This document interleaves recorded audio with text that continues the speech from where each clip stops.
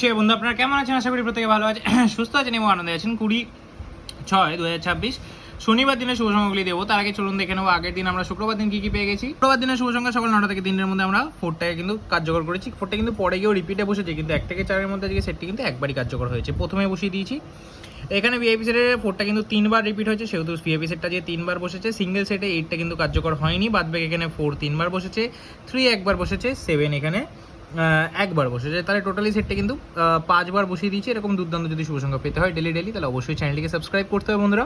Video ভালো লাগে like করবেন। চলুন দেখে নেবো আমরা 20 তারিখ কী কী শুভ সংখ্যা রাখছি, আর অবশ্যই বন্ধু মাঝে শেয়ারটা করবেন বন্ধুরা।